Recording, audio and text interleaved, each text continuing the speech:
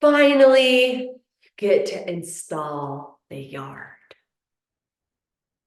This starts with sourcing the plants. It's important to source your plants as soon as possible because not all plants are available at all seasons, and you may want to find out about which plants are available, and if you can get them, maybe you just want to keep them at your house and water them until they can go in the ground. So start thinking about sourcing your plants as soon as possible. Of course, the best place to go for that is local nurseries, and I recommend calling and checking out all the nurseries in your county and even some in the neighboring counties. I actually got quite a few of my plants from the Bay Area outside of the county. So call around because local nurseries are still catching on to the fact that people are starting to be interested in native plants. So it's likely that you're going to need to source your plants from multiple different nurseries. Local universities and nonprofits also host seasonal sales. UC Davis hosts a fall and a spring plant sale, so check those out. And when you go to the nursery or when you go to the plant sale, make sure that you have not only the list of plants that you want, but an understanding of the role that each plant plays within the ecosystem. Because they may not have the plant that you're looking for, but if you understand the function and purpose that it is playing within your yard, they may be able to help you to find something that will serve that same function. Often those who work with the nurseries are highly knowledgeable and so happy to help you with that. So when you go to the nursery, it's good to go to prepared in that way. Be aware again that some plants are only available in some seasons. So again, call and check to see when they're available. And if you need to, get it in advance and keep it in your yard in the pot. Also keep in mind that species often have many different varieties, and sometimes this doesn't matter at all. Sometimes it really matters because maybe one variety shows up as a bush and the other variety shows up as a ground cover. So if you go to a nursery and they don't have the variety that you're looking for, make sure that you talk to them about what the variety they do have is like, to make sure that it's still going to fit the needs that you need it to fit within your design. And then if they don't have any of what you're looking for, make sure you ask if they're willing to do special orders because they often are willing to order it for you if they can. My experience with the nurseries and plant sales is that they're just so helpful and supportive. And then, of course, you can grow your own plants from seed. And this is a super fun and fulfilling and exciting thing to do, to be able to watch your little planties grow. But of course, it's its own deep dive.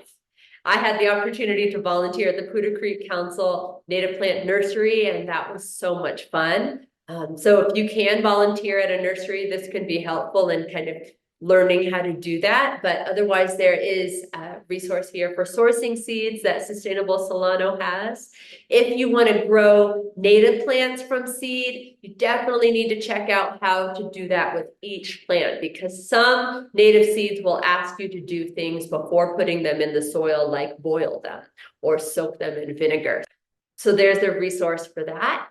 And then if you want to grow veggies from seed, this can help you to save a lot of money. It is definitely cheaper than buying starts and can be a fun thing to do at home, even indoors. So there's some resources there for that.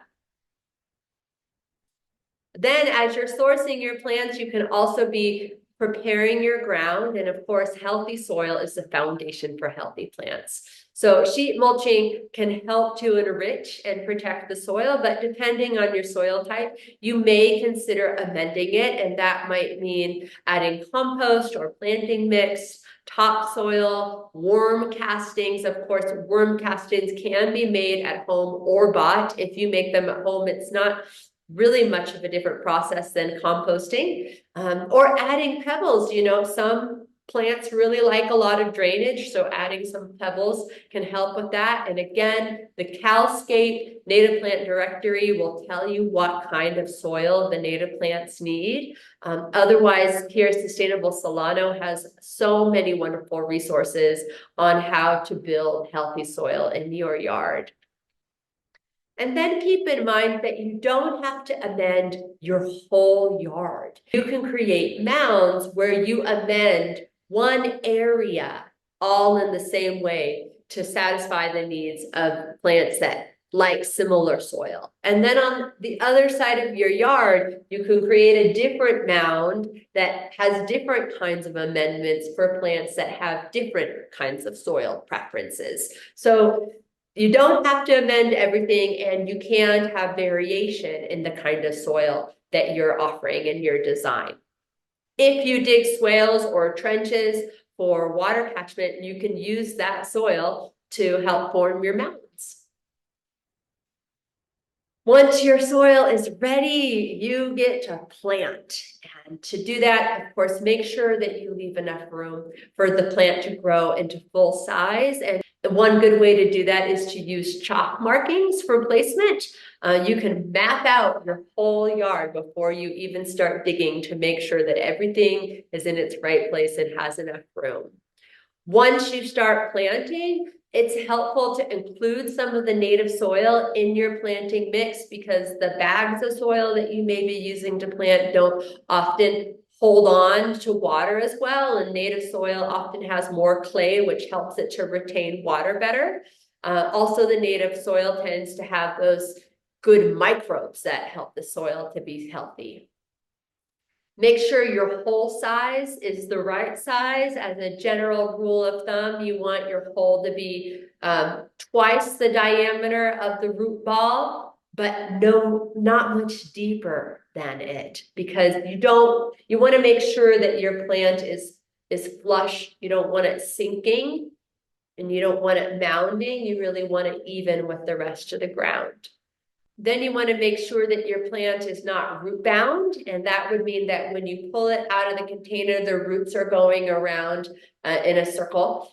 And if that's the case, then what you need to do is break those roots up a bit, because if you don't break them up, the roots will continue to grow in that circle, and then they won't be able to spread out and they won't thrive. They may not even survive once you plant them. So if it is root bound, break those up, but keep in mind that plants' roots are sensitive to disruption. So it's this kind of balance between breaking it up and also being sensitive to the roots.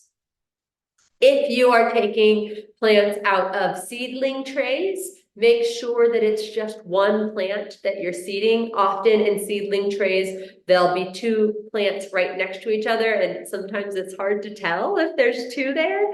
I had to learn this the hard way because I just thought it was one plant, and each cell had one plant, and I planted it. And then once it grew, I saw that's two plants. And because they were so close to each other, neither of them were really able to thrive. So make sure you do the very delicate work of separating out your little seedlings and planting them separately so that they can each grow to be big and strong.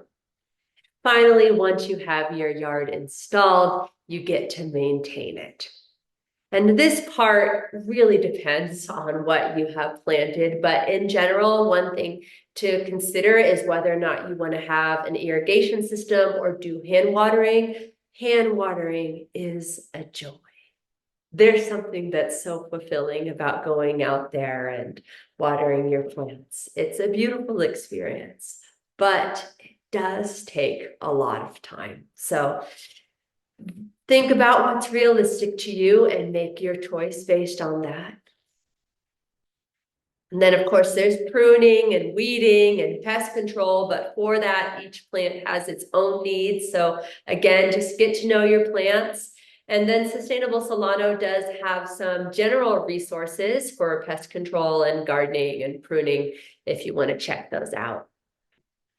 And finally, the last step is to be part of community. And to support with that, I'm offering an online support group that is hosted by yours truly on a private platform for locally based groups where you can share questions and tips and resources with each other, help each other with labor and sourcing, share your abundance, make friends, and have fun. So if you want to learn more about that, you can sign up to the newsletter at the livingmirrorproject.org. I also really recommend volunteering for Sustainable Solano if you can, and their events. That's a wonderful way to get to know people. It helps to talk to people and to interact with people who are doing a similar transformation. So as much as you can connect with others who are on this path, the better. If you'd like to take that experience to the next level, I am the creator and director of the Living Mirror Project, which is an arts organization that cultivates peace by asking the question, what if everything is a mirror? And how can we love it together? Through workshops and community performances, the Living Mirror Project offers opportunities for diverse groups of people to grow peace within and without. With songs, stories, poems, and pictures, each is empowered to add their own piece of peace to the puzzle of our unity. And within this project, we work with the natural world a lot because, of course, the natural world offers so many helpful reflections that help to not only cultivate peace within, but to make peace with each other and the remembrance of what we have in common as we all share the fundamentals of being alive on Earth. So you can learn more about that project and subscribe to the newsletter at livingmirrorproject.org. And if you'd like to see an example of how this kind of creative reflection can enrich our lives, grow peace within, and grow peace in our relationships, I have a musical blog called This Wonderful World, Songs and Stories for Peace and Progress, where you can see that in action. In this blog, if you'd like to see the actual installation of my yard, you can see that in the fall 2003 season, where I document how the installation of the yard helped me to process the grief of losing my grandmother. You can also see the volunteering that I did both with Sustainable Solano and the Poudre Creek Council in music videos and stories that I tell that document the experience and the growth that I had with each of them. So you can access that again on my website. Then if you would like to participate in this kind of deepening of your experience with the natural world and in community and with your own self, I'm hosting an online group and workshop called Heart of the Garden, Cultivating Confidence, Compassion, and Connection Through Nature's Wisdom. In this online group, you'll receive creative reflection prompts for harnessing your inner wisdom within the natural world. You'll be part of a private online community. You'll receive personal feedback on your songs, stories, poems, and pictures, and there'll be a monthly Zoom to share your creative reflections and build connections. If this is something that interests you, I'm offering a free 2-hour online introduction in March where you can learn a little bit more about this group and get a taste of what we'll be doing together. To conclude, I just want to give a big, huge thanks to Sustainable Solano, who has taught me so much. I have grown so much through everything that Sustainable offers. And to conclude, I just want to give a huge thank you to Sustainable Solano, who supports our community in so many ways. I have grown so much in working with them, and I highly recommend participating in their volunteer days and more of their workshops and checking out their website, which is just full of resources. And I want to thank the Solano County Water Agency, not only for the water efficient rebate program, but also for funding Sustainable Solano and the Poudre Creek Council. It is amazing to see all of the things that this Solano County Water Agency is doing to support our community and our environment. I want to give thanks to Joshua Burman Thayer and Native Sun Gardens, who made the design that I used for my yard that we're now making available for you to use as a template as well. And finally, I want to thank the nurseries that provided the plants for my yard, El Rancho and Vacaville, who delivered it straight to my door, East Bay Wilds, and the Watershed Nursery. Of course, this is just a gigantic team effort, and it's been such a joy to get to work with everyone that I've had the opportunity to work with. Of course, these kinds of transformations are a team effort, and I wouldn't have been able to do it without all of the support that I received. And I hope that as you embark on your journey of transforming your yard, you'll find yourself making as many connections that support you in so many directions as possible. Thank you so much.